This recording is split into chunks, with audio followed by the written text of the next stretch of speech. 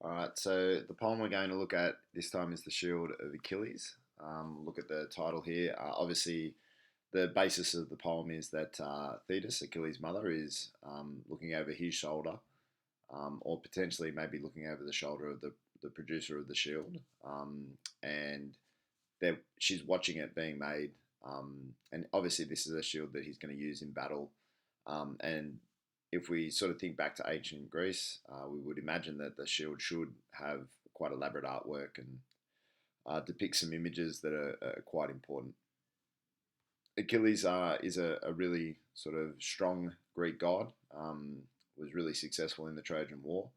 Homer's Iliad is essentially about, or not about just that, but Achilles, appears in the Iliad, and it includes his achievements, and he's obviously written about by Homer in a really positive manner. Achilles, even though it doesn't really seem necessarily a big focus of this poem, I think you could maybe make the argument that Achilles is best known for being killed with a single arrow to his heel. And even though he had this great strength, he had a really exposed weakness. And potentially there's a comment by Auden about our weakness. Potentially we have some strengths, but there is a weakness there that is quite minor, but could be fatal. So when we start, obviously the she being referred to is Thetis. The his, I think, might be Achilles, like he might be watching this happening too, or it could be the producer of the shield, which is, if I just go down, is Hephaestus. I'm not sure how to say that, but this Greek god here, who is the Greek god of making weapons. So she could be looking over his shoulder or her son's shoulder, and they could both be watching this man make it, or maybe even Achilles isn't there. Okay, but that's probably not that important to the meaning of the poem. She's looking for certain things, predictions of what she wants to see, and there's three stanzas where she's like looking at this shield and hoping to see certain things. So initially, she's hoping to see the vines and the olive trees, the governed cities, the ships on the seas, to show the strength of Greece and what Greece represents, and the really positive sort of elements of their society. But the reality is, what she does see is some really disturbing imagery, and the juxtaposition of seeing artificial wilderness and a sky like lead really sort of gives us the idea that the world that is being depicted on this shield is not one of those positive images that she would like to see. They're quite desolate, and they're quite sort of confronting. Um, and it shows basically the absence of life, that there's a real destitution here. And this is accumulated in the second stanza, of just this really bleak outlook on what ancient Greece has become as a result of conflict. Then we get into the idea that the artist, or the person creating the shield, starts to put in these million eyes, million boots in line. They've got no expression. They're waiting potentially for a sign, or for a command, a signal to start a battle. And I think the numbers, obviously you can't fit the million on a shield, but the numbers exaggerate the idea of how many people are willing to comply with the desires of their leaders. They're fairly ignorant to why they're doing it, but they're just subservient. They just do it. And then we sort of hear them. Obviously, they're waiting for this sign, and a voice, sort of plays in the air without a face. And there's a real anonymity to this sort of leader who's going to direct them into battle. And then we've got like the idea that the reason why they think it's just to go and fight is that there's some statistics or some evidence, some information provided that proves to them that they should fight. But there's a lot of a real lack of passion, and a lack of sort of belief in what they're doing. It's really just a blind faith, just a following.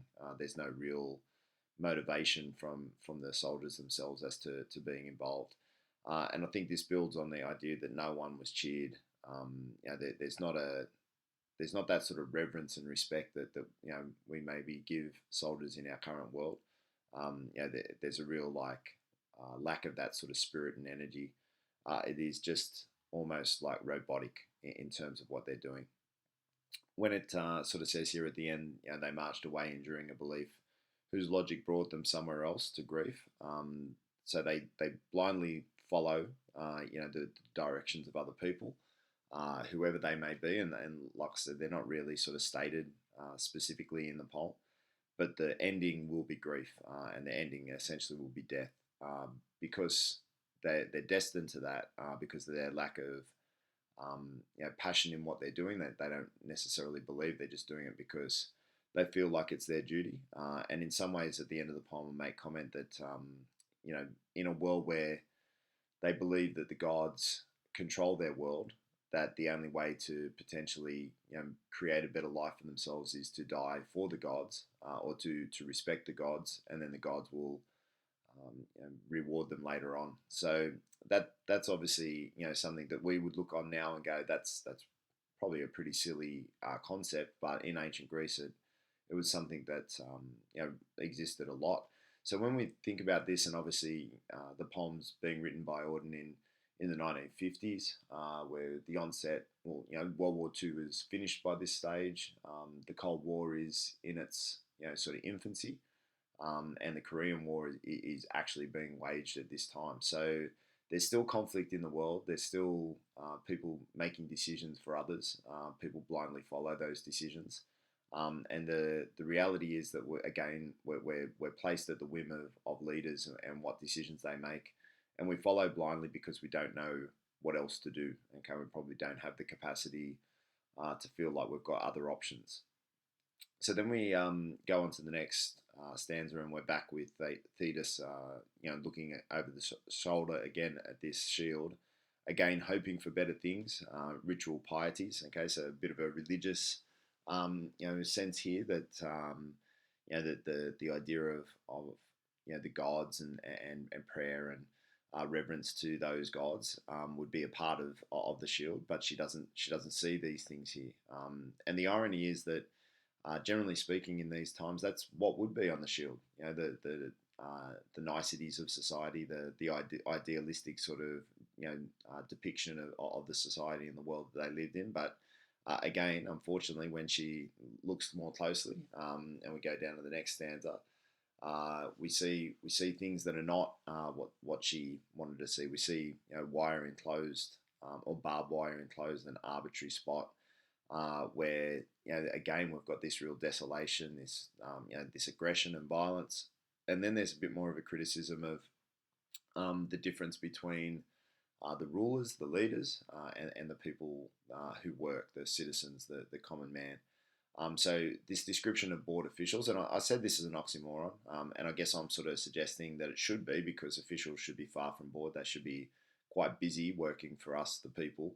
But I think the description there, highlights that potentially they're bored because they don't really think either.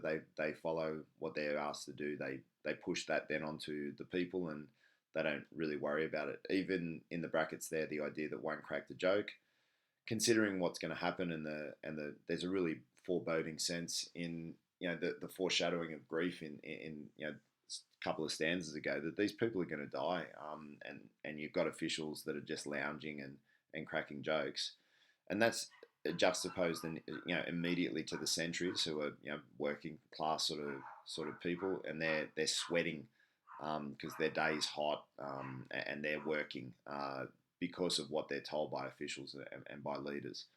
And then a crowd of ordinary, decent folk. And we see here there's a real bias and a real tendency from Auden to place in the idea of like his judgment on what people are like. So by referring to the folk as ordinary and decent, there's a real complementary image being presented here. And it shows that Auden believes that these people are ordinary and they're decent. They're just really ambivalent or ignorant to what is actually going on around them.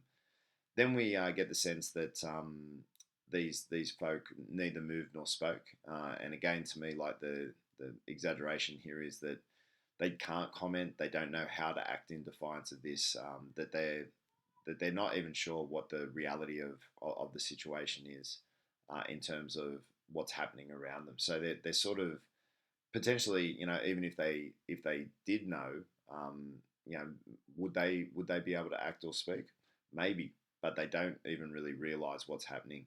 And when we get to this, these three pale figures that are driven upright in the ground with three posts, we get a really clear religious allusion to Jesus and the crucifixion. And when we think of these two men next to Jesus, these two common, sort of thieves or sort of two common criminals, that these guys are representative of the people sort of really viewing and witnessing, this sort of symbol of humanity's greatness. Jesus would symbolize the best that there is in our humanity. But here he is, in ancient Greece, totally illogical because chronologically we're before Christ in ancient Greece, but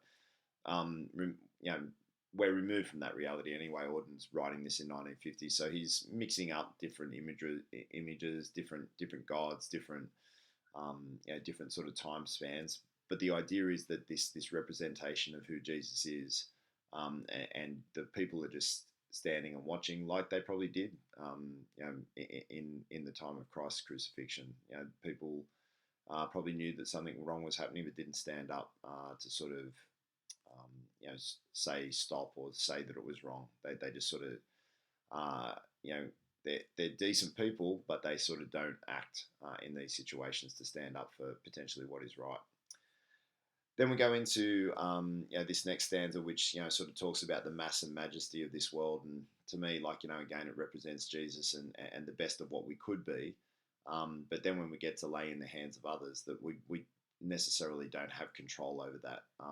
And this idea that men died as men before their bodies died, metaphorically represents that we've lost our humanity before we physically die. So our decision making, our actions, our behaviors, the blind faith that we have in leaders and what they tell us to do, results in us, sort of losing our life, our life essence, our life spirit, even before we actually are physically dead. So there's a real criticism there, I guess, from Auden of the fact that the way that this whole situation is set up with the leaders and the government and the bodies of people who make decisions and the way that they make them, with that sort of paradigm of them controlling the people and these common folk, as he calls them, means that they are rendered powerless as a result of this paradigm. Okay, where the leaders make decisions and the people follow. We then go into the next stanza, and again we get Thetis, looking again at this shield and hoping to see certain things.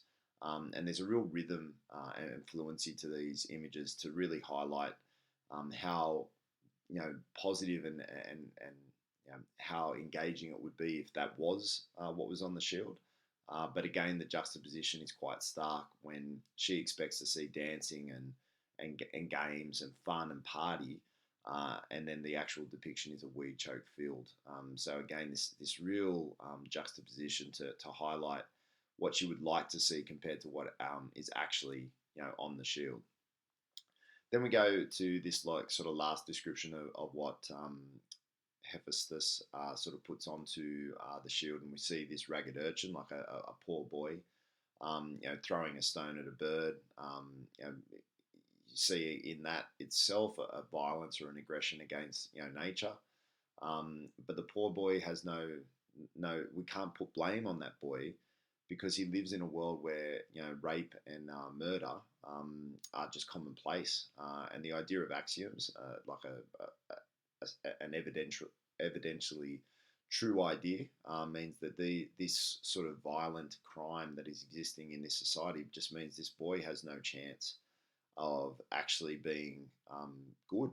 There's just no opportunity for him to be good. And I guess if he is representative of us, the people, then how are we to be blamed for our lack of action when we've just been totally bamboozled and just generated by everything that's around us, the environment that we live in, to believe certain things. And the certain things that this young boy believes is that he's never lived in a world where promises were kept. And this is probably an exaggeration, but in some ways, Auden's saying it isn't that much of an exaggeration, because we continually are promised by the leaders and politicians for a better life, but we never get it. And when we don't get it, I guess the argument is, well, what what does a promise mean? And that sort of lack of hope, that desperation that creates, and obviously living in an environment where there's crime and there's things that are monumentally wrong. We exist in this situation where we just have no ability as people to be different, to be better, because we've been placed into this position by our leaders, and this is beyond our control. And I think Auden, for the first time here, really strongly speaks to us as the reader, saying, maybe it's not our fault. We've been um, placed in a world that is beyond our understanding, and that world has been created by the leaders and by the politicians. So then the armorer, Hephaestus, who's the Greek god of making the weapons, the man who's been making the shield, he's finished there and he hobbles away. And I think the hobbling to me really indicates um, the lack of, not the lack of, the lack of pride or the burden of making this shield, that the truth and the honesty of it is difficult for him to even comprehend, but he understands that it is what it is. And then Thetis, of the shining breasts, again the breasts, sort of the sense of maternal love, the nourishment of Achilles. She represents that maternal sort of sense, which is really a powerful sense in terms of a relationship between a mother and child. But at this stage, all that she's seen, she cries out in dismay. And in some ways, we are Thetis in the poem. We see what she sees. We see her desperation, her how upset she is at that point, and that cry that she makes, real sort of audio sensory engagement for us, makes us really feel that dismay as well, that we're part of this sort of disappointment about what the reality is. We'd love it to be like what she wants it to be, the parties, the beautiful imagery of the olives and the really good things in life. So when we see the reality, we're as shocked as her. And then obviously, the sense is that Achilles wanted that, to please her son. He wanted the truth. He didn't want a depiction that was false. And then we get these descriptions of Achilles, who's strong, iron-hearted, man-slaying. So he's a murderer. He's brutal. He's cold, and he wants to be seen like this, and he wants that depiction on his shield, because that's possibly what he wants the impression of others to be of him. And as a leader, he wants that strength. He doesn't want to be seen as weak or emotional or contemplative or reflective. On the impact of what he's doing on the people. He just wants to battle and win. And the attitude that Achilles has, essentially, just like the grief that he's going to meet the people who blindly follow him, he's not going to live long either, because he's not thinking himself about who's directing him and who's sort of telling him what to do. And his attitude of trying to be cold and trying to murder others is going to result, obviously, in the fact that he'll bring his own demise. Because the more he fights, obviously, the more likely it is that he will die himself. So when we get to the end of the poem and we sort of think, what's the poem about? Obviously, we've got the context of ancient Greece and like a quite well-known historical element in the world's history, quite famous sort of story. And the reason we've got this from Auden is that he's trying to make commentary about what is happening in his world in the context of the 1950s. But he's trying to do that with this universal sense that this has been happening for some time, that what he is experiencing now as a man in the 1950s and his vision and view of the world is not a new vision or a new view. It's the view that has existed for centuries. We're talking about well before Christ, more than centuries. Really, the history of man. It's just the history of humanity. So I think it makes his point stronger about the world that he's living in and his context, because he uses something so old and so traditional. And even he borrows Homer's sort of structure in the way that he writes his poem, but he doesn't write it quite the same way. Homer's poem's probably a little bit more optimistic and a little bit more reverent to the battles, but this is obviously quite critical. So the final sort of comment that I made is obviously there's a really big contrast between what we want the world to look like and what it actually does look like, and the impact of conflict and disagreement on the people, on the environment, on the land. The impact is negative everywhere. But we follow this blindly and hoping that this pursuit that we've been sort of set upon is the one that is going to give us salvation, if not in this world, maybe in the other. And we just blindly follow that because our leaders indicate to us that this is the right thing to do, and we try and follow because we believe, that if someone in that position and someone with that authority gives us that sense that they possibly know more than us. So we sort of have this real trust for them. But as Auden sort of indicates, maybe that trust is misplaced by us. All right, thanks.